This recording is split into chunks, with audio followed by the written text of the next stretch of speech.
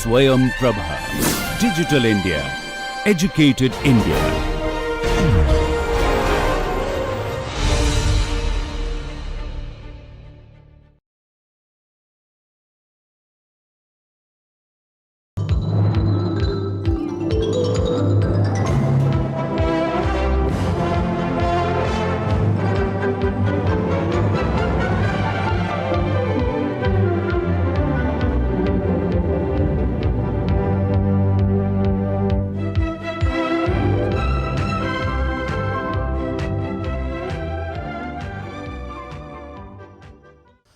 There are several techniques of decision making, and again, like in many other inventories, it is not possible to cover all of them, but I will briefly touch upon a few.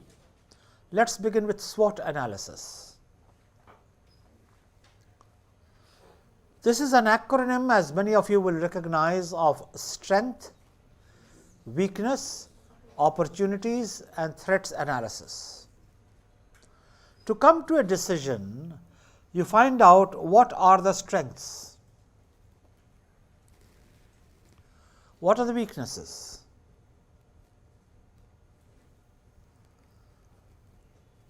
of that situation, of that person, and then simultaneously with that you look at the opportunities which can be utilized by the competencies of that person. For example, he is very good at pole vaulting, so he can be used to scale boundaries and get onto the other side of the fence. And of course, the possibilities of what you do when you get on the other side of the fence are endless.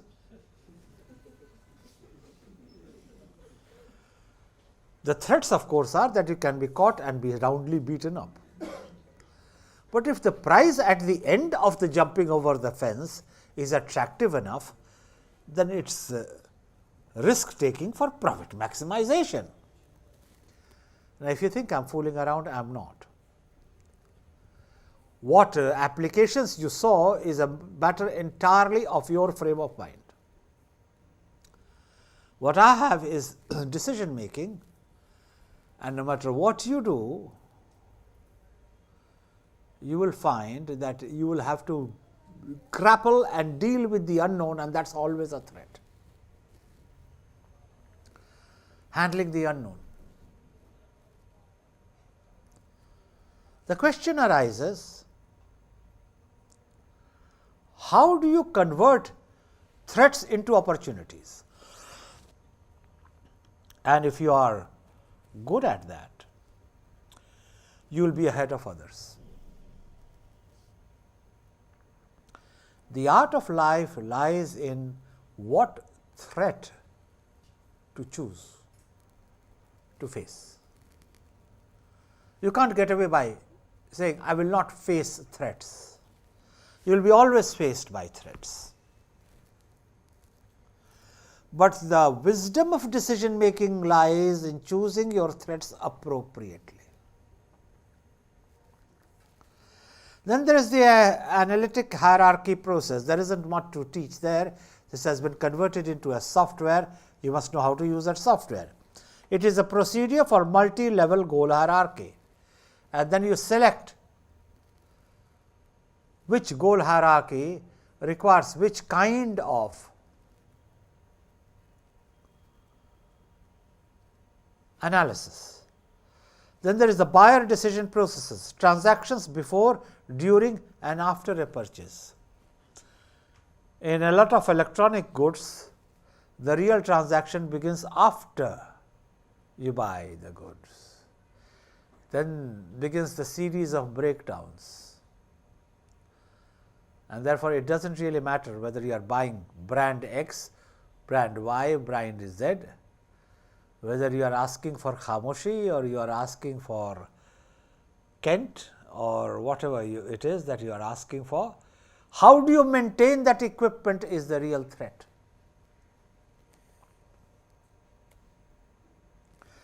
Techniques of decision making include decision trees. PERT. Again, there is nothing much to learn in PERT, it has been all converted into a software. critical path analysis, critical chain analysis. Industrial engineering is full of techniques. It is a very rich area if you are the person who keeps looking for a toolbox.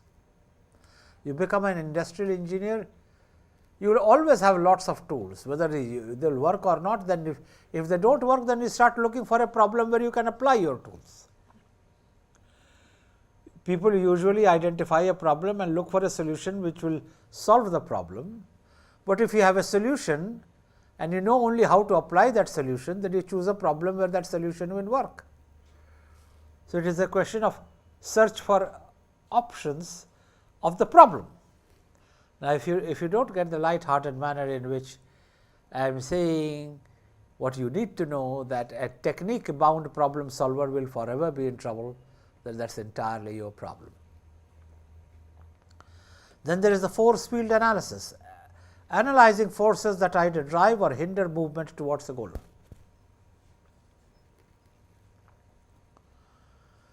Grid analysis, analysis done by comparing the weighted average of ranked criteria to options. A way of comparing both objective and subjective data.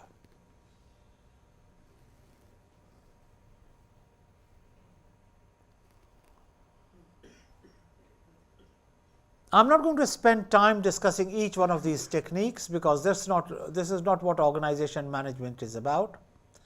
I am going to move on from there to help you see the whole listing of techniques, from handling closed-ended problems to open-ended problems, to handling problems of non-live substances, to problems of live substances, and ultimately the whole universe is continuous decision making. Everything is a decision. There is linear programming, optimization problems in which objective function and constraints are all linear. Real life, unfortunately, is never linear.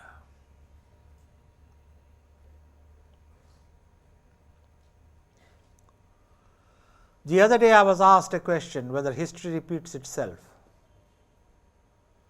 Well, the truth is history never repeats itself. Historical situations repeat themselves. So, the other gentleman was a smart gentleman. He said, "What's the difference?" I said, "Young man, the difference is very simple. If history were to repeat itself, the problems and the solutions would get repeated. If historical situations repeat themselves, then you have to find new solutions because of the new context. Yeah, your granddad was in love. The situation may reoccur, you may fall in love. But if you are going to use the techniques which your granddad used to communicate, you had it. So, it is not a question of history repeats itself, history never repeats itself.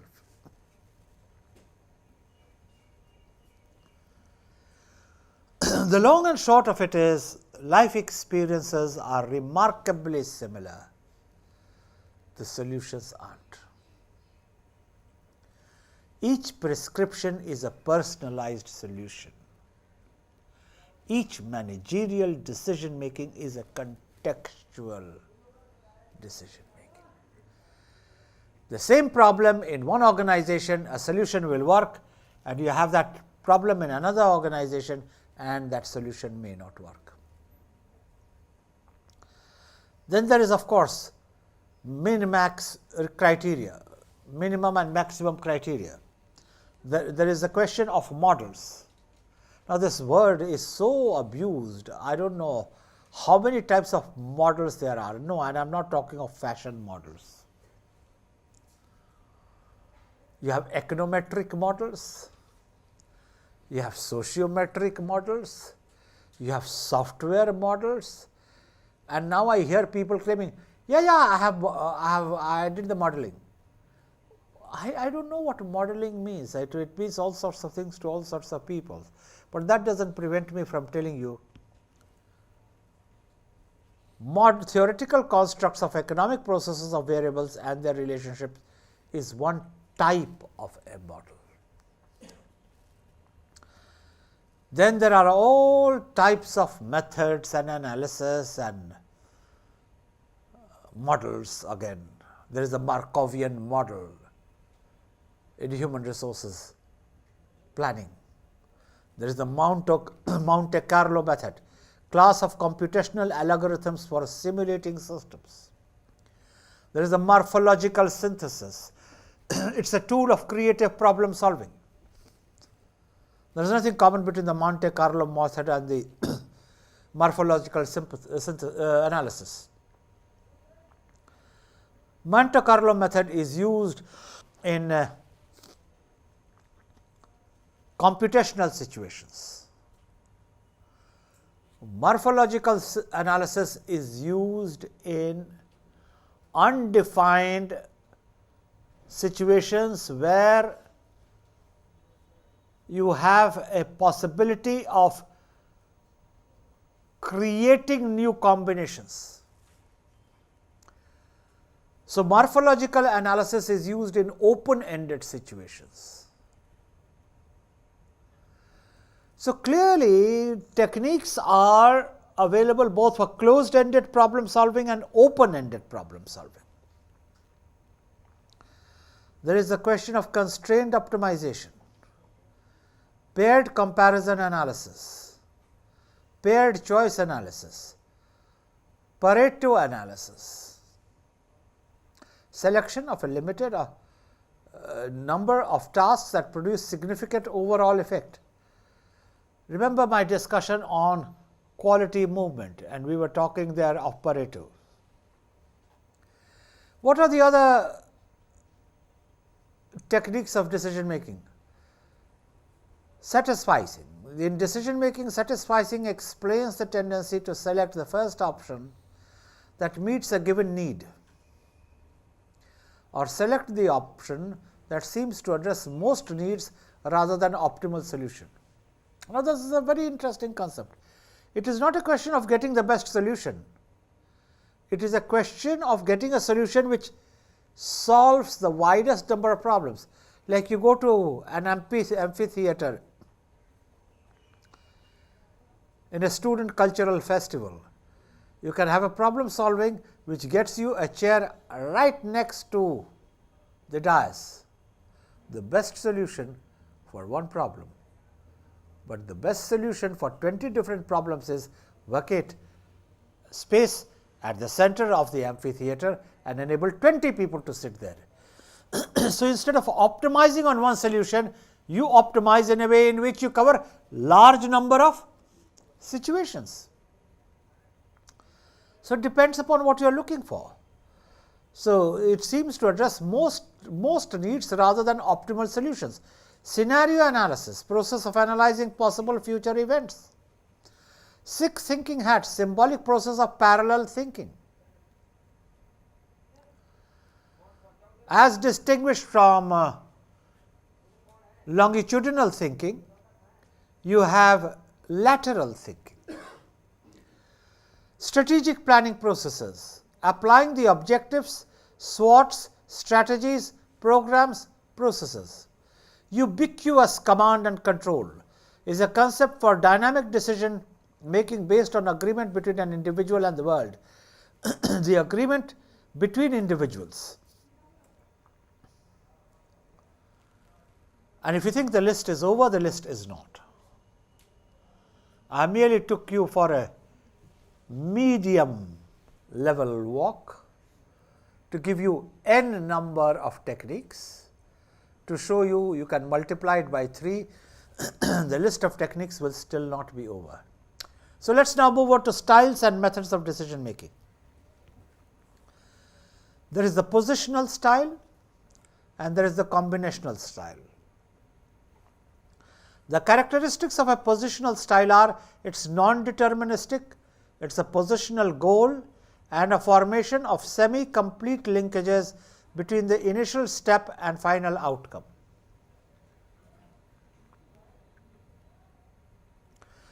A combinational style is deterministic. a very narrow, clearly defined, primarily material goal.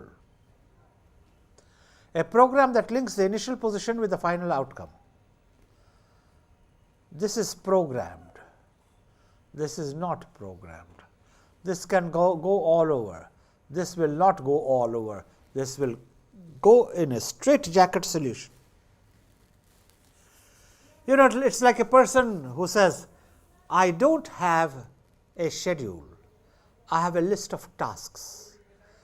Now, that's a very profound statement. He has not come there with prior appointments. He has not sequenced them. He is not going to do it in a manner in which he knows which one he will take first. He will tackle the problem as per the time available, and he will tackle a problem as per the situation which offers itself most easily to handle that problem. Styles and methods of decision making. The positional style is better as compared to the combinational, as it serves to create a predisposition to the future development of the position. Induce the environment in a certain way. Absorb an unexpected outcome in one's favor. Avoid the negative aspects of unexpected outcomes. This is a positional style. Similarly, there is a twofold approach to decision making: the functional theory and the bona fide group studies. The functional theory tends to evaluate the quality of group decision making. Now, please recall, decision making can be individual, the decision making can be a group. What marks the Indian society to be different from the Western society? In the Indian society, decision making is always group. I know it is becoming fashionable to say, it's my life, I will decide whom to marry. I have obviously nothing to say, but the chances are your mama, tata, chao, mamu, mausa, your brother, your jija, your didi, even your teacher, who knows, will become a decision maker in who you should marry. Now, jokes apart, it's a group dynamics which decide. He should marry her. I have known her for 20 years. Sir, but she is only 19. No, I knew her ever since she was conceived. So, that makes it 20. I knew her mother. I was the one who chose the doctor for her. Which means, I know so well, you listen to me now. You will never get a good girl like her. Now, at a serious level, a lot of decision making in India is collective. The family decides what job you should take. You want to be a painter, the family decides you are going to be an engineer. And you don't go to an engineering college, the ladies of the house go hysterical. This is why we brought you up, to defy us.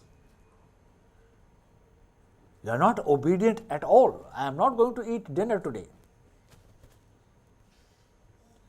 So, you fight it for a day, you fight it for 2 days, you fight it for 3 days, and you say, what do I do now? I will go to an engineering college.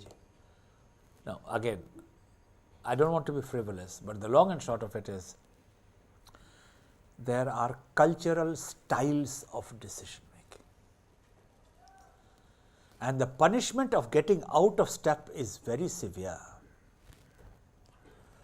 And the first thing which it costs you is, you are denied the social safety net. Like in India, even illness, they all start coming. Tell me what happened, how did you meet with the accident? So, there was less pain in the accident than there is in describing it to everyone who comes. But all that I am saying is, there are different styles and there is no superior style and there is no inferior style. Whatever works for a person is good enough for that. Then there is the bona fide group studies in natural settings, preferably longitudinal. We have discussed this in different incarnations. I don't want to go back to it again. How is this achieved? Through the use of various decision tools and techniques throughout all forms of planning: investigation, analysis, implementation and assessment. Now remember,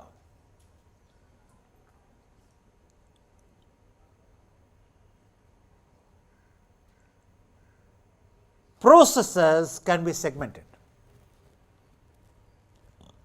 If I am explaining it to you through planning and decision making and what have you, I am not trying to explain to you what is planning.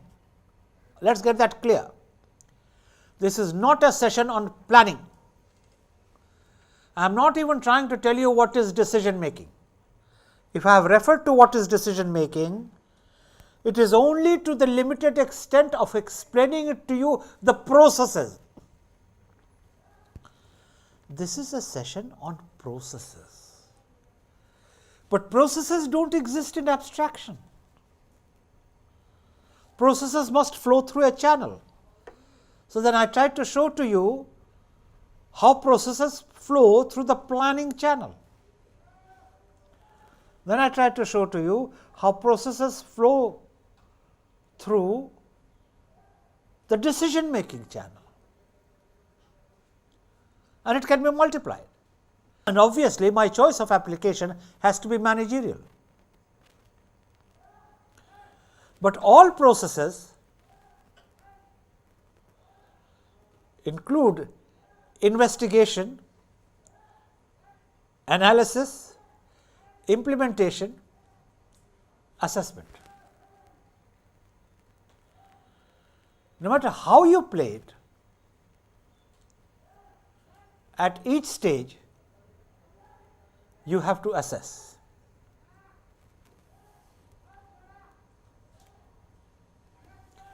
According to the functional theory, the group must meet 5 functions during an interaction. The 5 functions are problem analysis, establishment of evaluation analysis, generation of alternative solutions, evaluation of the positive consequences of solutions, evaluation of the negative consequences of solutions.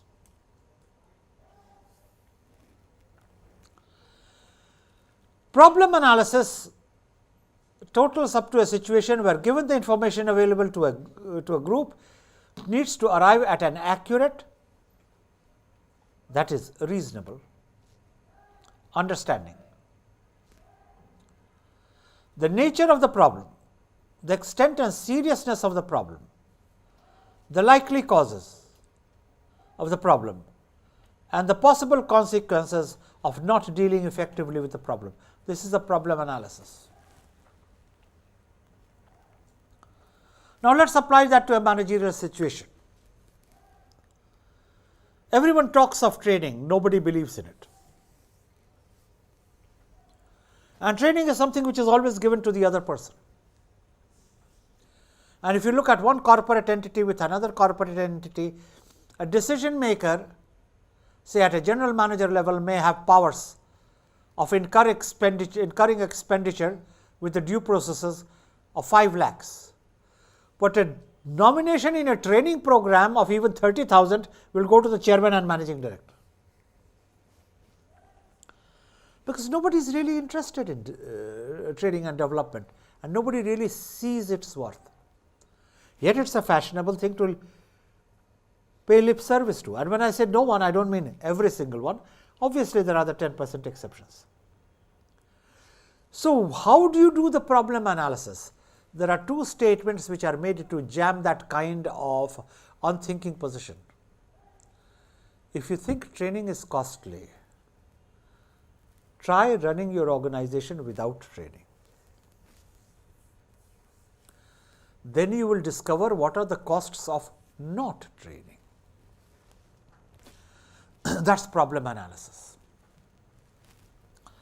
Or people say we are so busy working, we can't spare people for trading. It's like saying you are so busy cutting down a tree with an axe which is blunt that you have no time to sharpen the axe. Now, good luck to you. Then there is the establishment of an evaluation criteria.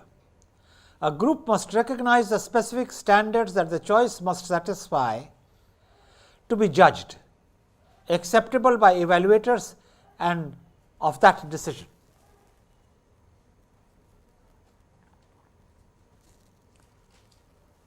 You cannot have a process without evaluation criteria. At each stage of the process, you need an evaluation criteria to work out. Is your process ready to graduate to the next level?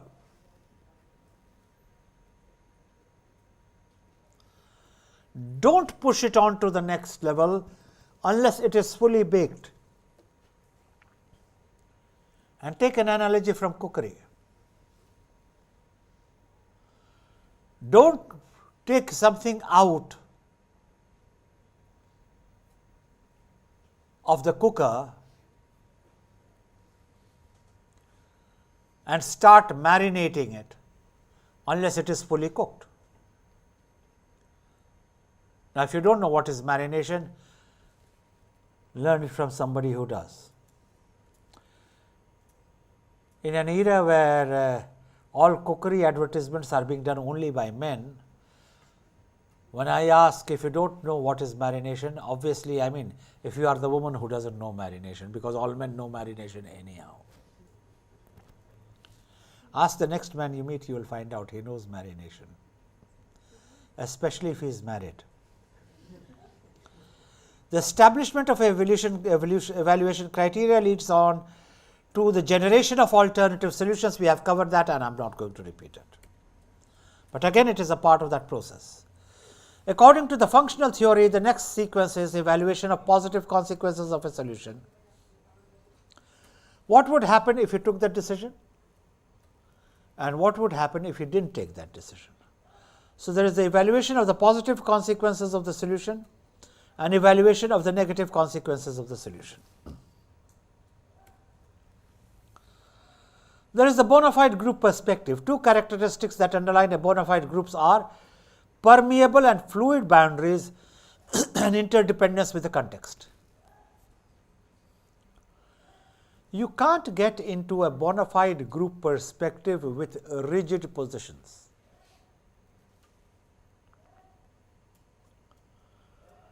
And a lot of decision making is rendered infructuous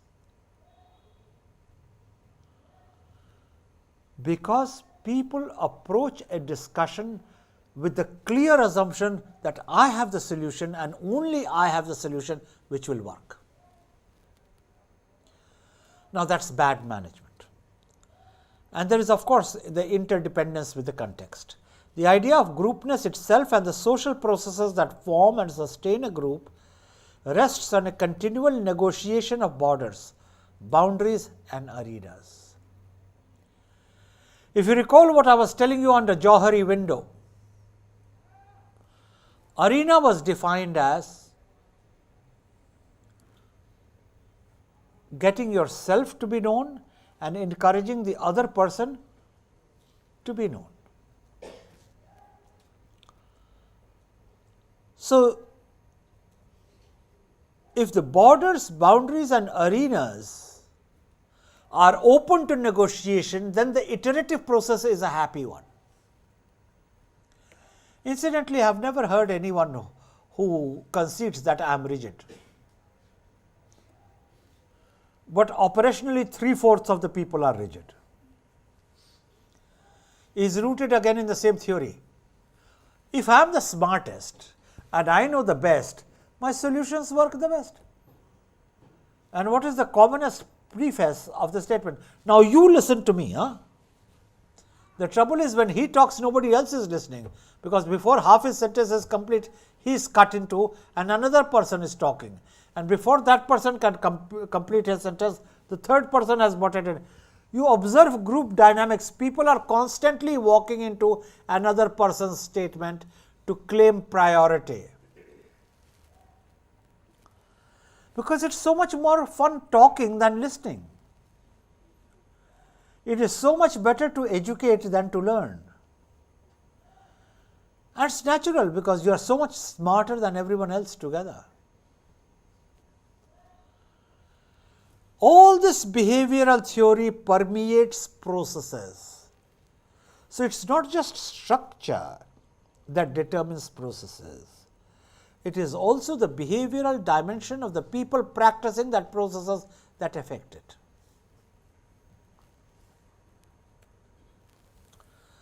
Stoll and Holmes discussed the misconceptions of the functional theorists. They said that decision quality is an objective characteristic or attribute and that is apparent at the time of the production of a decision. The problem with Stoll and Holmes is they are assuming a solution. If people are full of an objective characteristic, then the problem is solved, it hasn't worked. The relevant task communication takes place within meetings and not outside small group context. The actual problem solving begins when people sit together and ask themselves the first basic question: what is the problem? Why is that necessary? Because everyone may not perceive the problem in similar conditions. The boundaries of the problem may not be the same to everyone. The content of the problem may not be the same to everyone.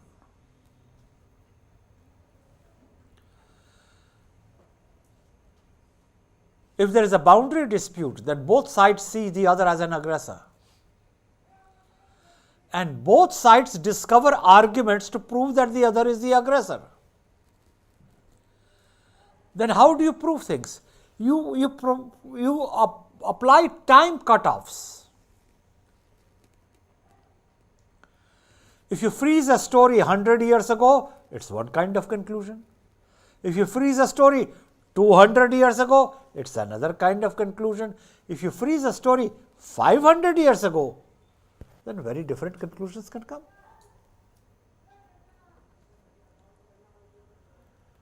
So, the problem has to be understood first by an objective definition of the problem criteria.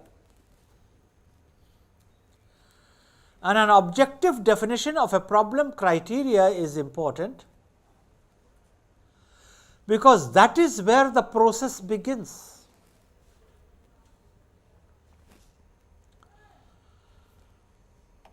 Relevant task communication takes place within meetings and not outside small group context. Group action is not simultaneous and meaningfully sequenced. Group action is non-simultaneous and meaningfully sequenced. Stoll and Holmes proposed that two additional classes of functions should be added to those developed by functional theorists. One is the historical function, which embeds the decision in ongoing group's life. Two, accomplishes the embedding of a decision in a permeable context, institutional functions. We then get into issues of organization, design and workflow, and we shall look at the processes therein also. So, we have looked at decision making and information flows and decision flows in the context of planning, and we have applied the principle of processes to different components. I would like to take a quick look at organization design and workflow, because again, as I told you right at the beginning, the design issues are central to organization management. Organization design involves the creation of roles, processes and formal reporting relationships in an organization. I want you to be very clear on this, because one of the critical takeaways of organization management is the design issue. It can also be defined as development in or charges to the structure of the organization.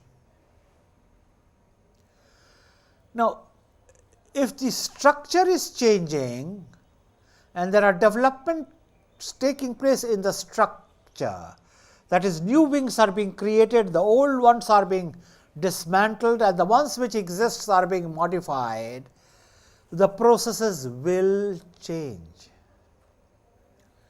You alter the levels of hierarchy from 16 to 12, the processes will undergo a change.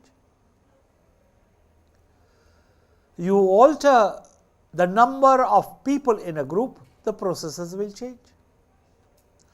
You alter the technology, the processes will change. So, one can distinguish between two phases in an organization design processes. One is the strategic group and the other is the operational group design. The strategic group establishes the overall structure of the organization, its main subunits and their relationships. And the operational design defines the more detailed roles and processes. And I think both these statements are quite self-contained and self-explanatory. I will pause there very briefly for you to read it with care and absorb it before I move forward. Namely, what is strategic grouping and what is operational design.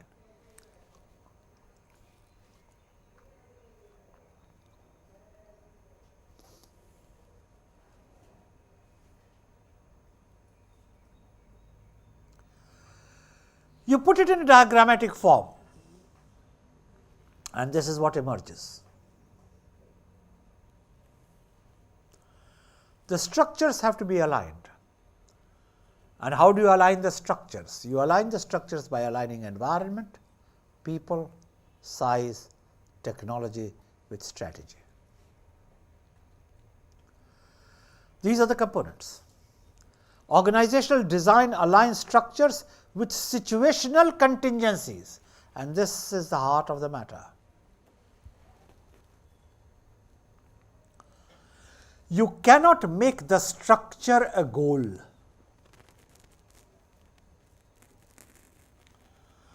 The structure is an enabling situation.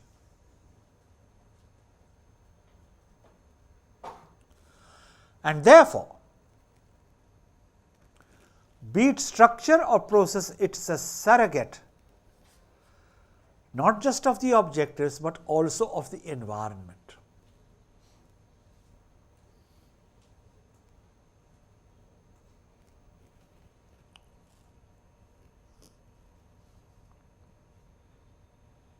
The question which arises is, what is a workflow system? This is a bridge between the real world and the virtual world. The real world contains the organization's structure, physical goods, employees and other organizations. The virtual world contains organization's computerized infrastructure, including its applications and databases. You have to bridge a working relationship between the real world and the virtual world. And that can be done only through workflow and processes. And that is where processes become very important.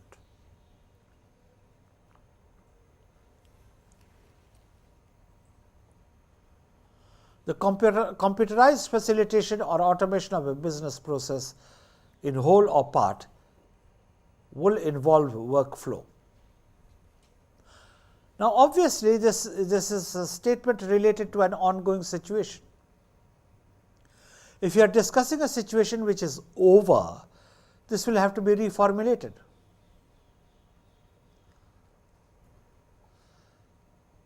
the computerized facilitation or automation of a business process in an organization such as XYZ has to be understood in the terms of the context.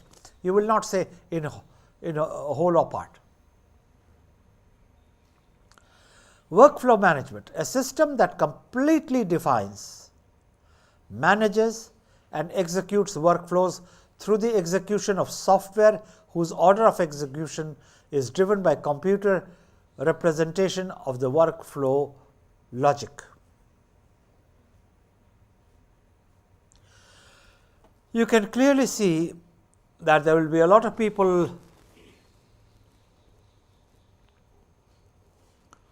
who would believe that it is impossible to have a workflow management which is almost entirely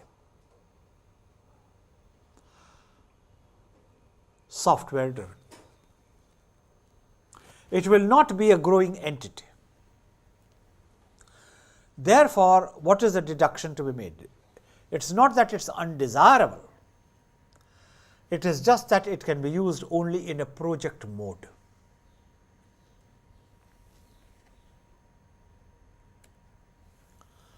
The workflow models represent the organization's design in a visible way. Workflow runtime interprets the workflow design. This is a very important statement. I want you to take note of it and reflect upon it. The workflow runtime interprets the workflow design.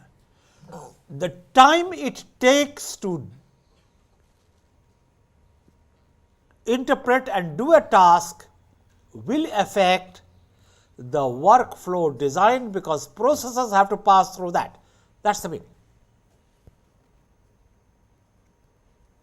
And this is again one of the key takeaways.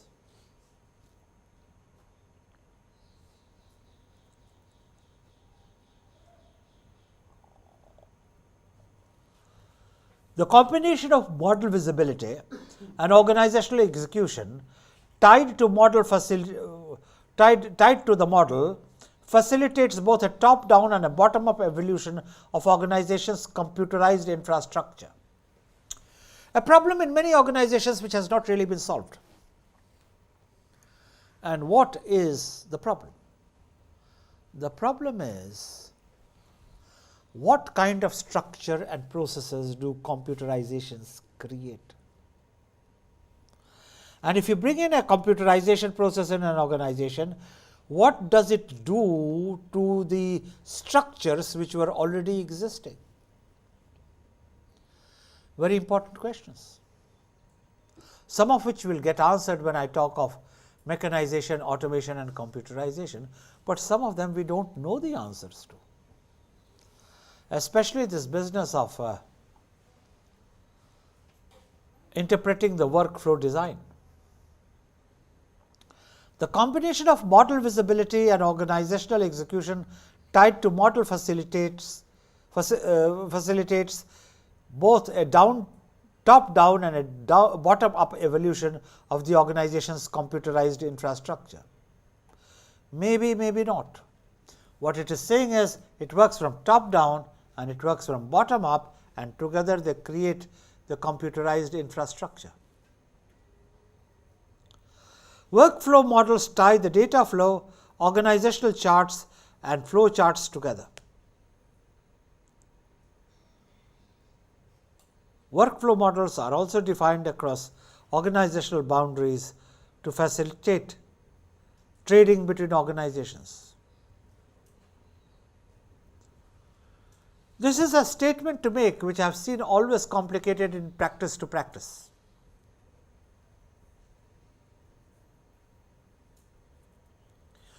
Because if you are looking at workflow models,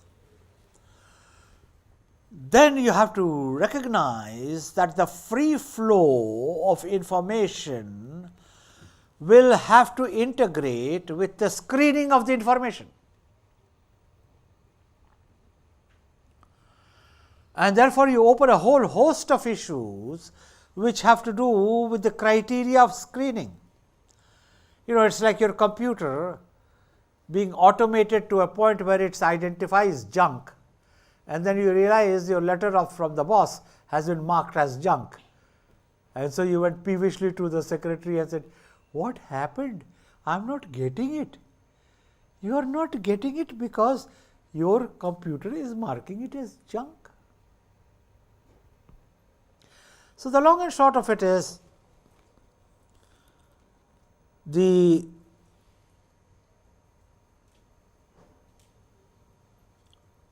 data flow, organizational charts and flow charts can be put in a flow only after a conscious decision of what they can be used for, and that is the evaluation process. I shall come to the nature of the organization shortly.